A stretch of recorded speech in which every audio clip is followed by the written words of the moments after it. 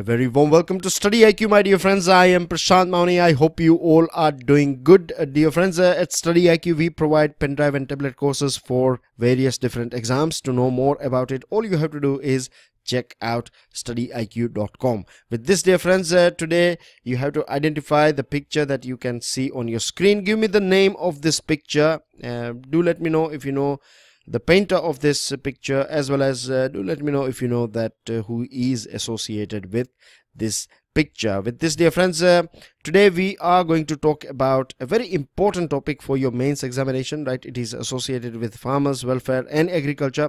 The thing is that you know that economic survey is out. We talked about it yesterday, and I'm sure you also know that on 1st of February we are going to have our budget 2018-19's budget is going to be tabled in the parliament on 1st February. So nowadays you won't find that many schemes, but yes, after this budget is tabled in the parliament, then we will find many different schemes. So at present I thought that this is a very important topic for all of you, because if you go through your question papers, then you find that every year you find a question on this farmers welfare or question associated with agriculture and all the issues that are associated with agriculture in our country.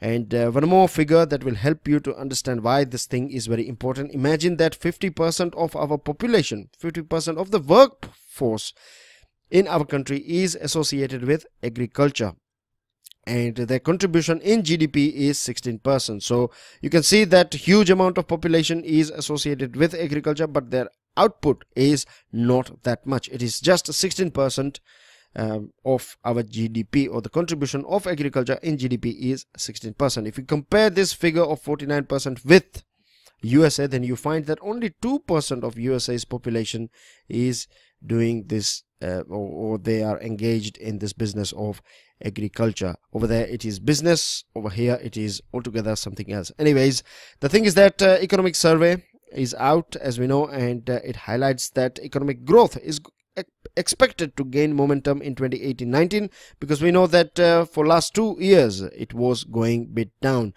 and the survey projects or forecasts that 7 to 7.5% is the range in which our GDP will grow in this 2018-19. This year 2017-18 it has clocked to 6.75%. And now high frequency indicators, vehicle sales. Now you know that when the sales of vehicles go up, then it indicates that people are purchasing two-wheelers, they are purchasing four-wheelers. Of course, when they are purchasing, say for example, if someone buys a two-wheeler, then generally speaking we can say that that person is going to use that two-wheeler for some business activity, right, for job or something. So this is one thing. The other thing is that trucks and other heavy vehicles, when their sales goes up, then it also indicates that people are purchasing many things, isn't it? So for that you have to transport goods from here to there. So this is the reason why vehicle sales falls under this category of high frequency indicators. And then you have this industrial production as well, industrial output. When these two things are going up, then you can say that this shock that was imparted on the account of this demonetization and transition of GST has worn off, and truly it is fading away, right? This impact of demonetization is gone altogether. GST, there are a little bit of glitches, but at present things are not that bad at all. Now coming to this topic of farmers, right, one thing that we all know is that low productivity is a curse for our farmers for a very long period of time, and now they are also battling this thing called climate change. So in forthcoming future, the situation of our farmer is going to be very bleak.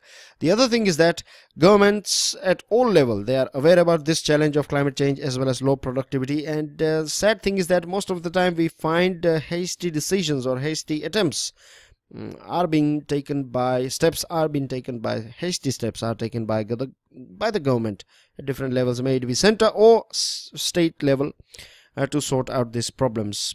But the bottom line is that if we really want to help our farmers, and if we want to change the face, or if we want to really change the situation of our agriculture and farmers, then we have to adopt these scientific methods of agriculture, scientific way of doing farming. Something I would say like Israel when it comes to water management. They are the best in the world when it comes to this greenhouse production. I'm not talking about greenhouse gases, I'm talking about that glass house that you have in your field.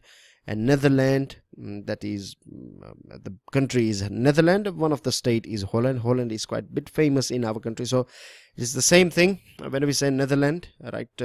Netherlands is a country that is very good when it comes to, one of the best when it comes to this greenhouse plantation and things like that.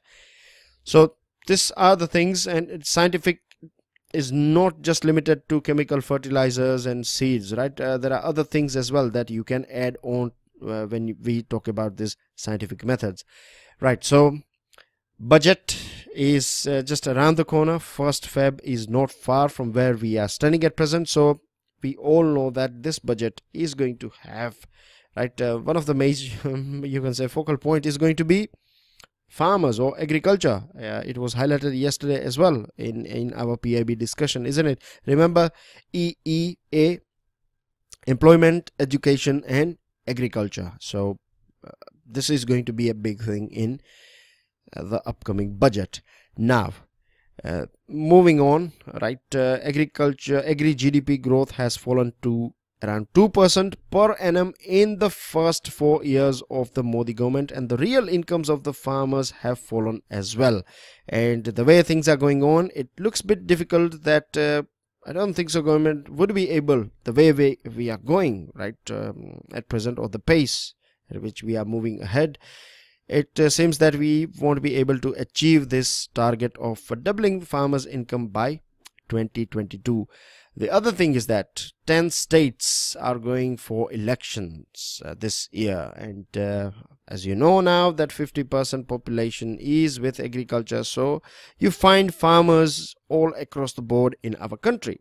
So naturally these political parties, they will try their level best to woo farmers, and they may announce this loan waiver thing. Now remember the words of Urjit Patel, the governor of RBI. He has clearly stated that loan waiver is something that is bad for everyone, right? It is creating a culture of not paying what you have borrowed, and this is a very, you can say, bad thing for any economy, for any, you can say, basically we know finance is a thing like it works like a blood, just like the role of blood. We know the role of blood in our body. Something similar is played by finance or money in an economy. So when farmers are not paying back, and if they are expecting too much of this loan waiver, and this is something, this addiction is offered by, or I may also say that this is a sort of opium that is offered by these political parties, which is very bad thing. It may look good for at present, it may look very good thing, but in long term it is a bad thing. So we find different governments taking different steps, and here is a very interesting scheme called this Bhavantar Bhugtan Yojana, BBY. Now this scheme is launched by Madhya Pradesh government. It covers this 8 kharif crops. You have soybean, maize, urad, tur, mung, groundnut, til and ramtil. These are 8 crops, kharif crops, that are covered under this BBY. Then you have something similar. The name is different, of course, but something similar you find in Haryana as well. And Haryana government covers 4 vegetables: potatoes, onions, tomatoes and cauliflower. These are the 4 vegetables that they cover. Now how this BBY works: farmers have to first register themselves on a portal. The second thing is that once they register themselves, then this government officials, they will visit their area and they will verify their sown area.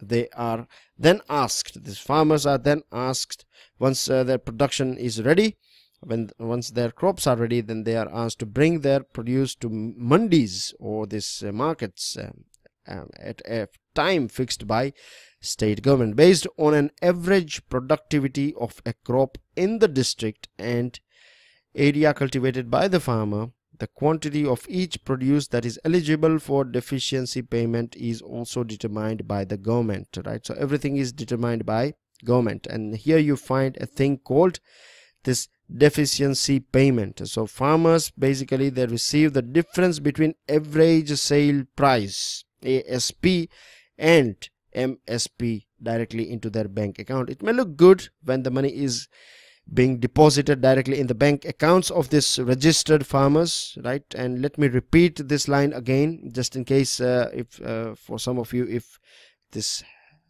had been a bit difficult, that farmers, right, they receive the difference between average sale price that is going in the market, and average sale price, and whatever the difference is between this ASP and MSP is given to the farmers, right? It is assumed that ASP, average sale price, is going to be a bit higher than MSP. This is the main, you can say, the main agenda is to give or to make sure that farmers get extra money in their pockets, right? Because MSP is something you cannot sell things below MSP, right? This is not something that happens practically, right? This is something more on paper rather than on practical side, because you find farmers selling things below MSP as well. But here, for your understanding, you have this MSP here, and it is believed that ASP is going to be higher than, so this is the gap here. So whatever the difference is will be paid to the farmer. Now the thing is, this ASP is calculated as the sample average of the weighted model price of relevant crop in regulated mandis of Madhya Pradesh and 2 adjoining states, and the price information is drawn from centers eggmarknet.gov.in. Anyways, this is not that important for you guys. This is the main thing. The difference between ASP and MSP will be paid to the farmers. Now the thing is, so far it may look so good that everything is fine, but the thing is that if we go through the figures, right, October December 2017's figure, then we find that under this scheme 32%, see here that it is interesting to note that only 32% of urad production in Madhya Pradesh got this scheme's benefit, despite the fact that ASP of urad was 42% below MSP. In other words, 68% of urad production was sold at prices below MSP without any compensation under BBY. The other thing is that something similar is applicable on other crops as well. You can see here soya bean, you have seen here maize and groundnut and mung and other things. Now one more thing that I would like to add here is that Haryana is the same thing, right? Their vegetable scheme is even worse. Even the farmers were not able to recover their production cost. So this created a huge amount of loss for farmer, and this one as well. Those farmers who were not aware about this scheme, right, they have not benefited out of it, even though Madhya Pradesh government is claiming that it has paid basically what 1,900 crore rupees is been paid by Madhya Pradesh government. So this is their claim, but many farmers, they have a huge amount of farmers have generated loss out of the things going on in Madhya Pradesh. So what is a possible solution? The solution is coming from Telangana input support scheme. Now I'm sure you know what input is, right? Input includes your all your expenses, like your labor expenses, you can have your electricity expenses, right? Then you can add your seed if you have purchased them, your fertilizers and all these things, right? They are part of your input. So input support scheme, basically the main objective is that farmers, we know that 80% farmers of our country are small and marginal farmers, and the only source for them, or you can say the only source for credit for these farmers is this private money lenders. So to ensure that these farmers are not knocking the doors of these money lenders who charge them high interest rate, government will provide them 4,000 rupees per acre for both Kharif and Rabi seasons, and this money can be used by these farmers as their input cost, or they can cover their input cost out of it. And government has set aside 5,685 crore rupees and 14.21 million acre will be supported under this scheme. Now the good thing is that farmers, they don't have, so bit different than this Bhavantar BBY, right? Farmers, they don't have to register, so all the farmers all across the board in Telangana are eligible for this scheme. The other thing is that they can grow whatever crop they like. They don't have to follow this diktat of the state government of Madhya Pradesh, like you can only sow some 8 kharif crops, or when we talk about Haryana, you don't have to follow that 4 vegetables. You can grow whatever you like, and you can sell it anytime you like. You don't have to be there on time, a time or a sort of appointment given by your government to you. You can knock or you can visit this mandis anytime you like, but you would be given this money before you start sowing, right? So this is a better thing. The other thing is that this model is more crop neutral, it is more equitable, it is more transparent, and it provides farmers a sort of freedom, right? It gives farmers the freedom to choose, and this scheme is working very well in China as well. In China, they provide this input subsidy support on per acre basis, and this is the scheme that I was talking about. This is the scheme that we can replicate in different parts of our country, and I believe that this scheme is giving a new insight altogether. So just in case if you find a question that say for example loan waivers are not that productive, or it is not producing any sort of result, so what are the steps that government should take? Or if the question is asking your suggestion, that suggest or take a stand and pass your points, like what should be done regarding this problem, then you can talk about this input support scheme, and then you can give examples as well. So this is how you will fetch good marks. These are your answers, dear friends. These are your questions. Today we have already crossed our time limit, so I'll be very quick. Don't forget to check StudyIQ.com for pen drive and tablet courses. And dear friends, you'll be able to download this file from my Facebook page as well as our Telegram channel. I'll see you all soon. Till then, enjoy your studies. Jai Hind.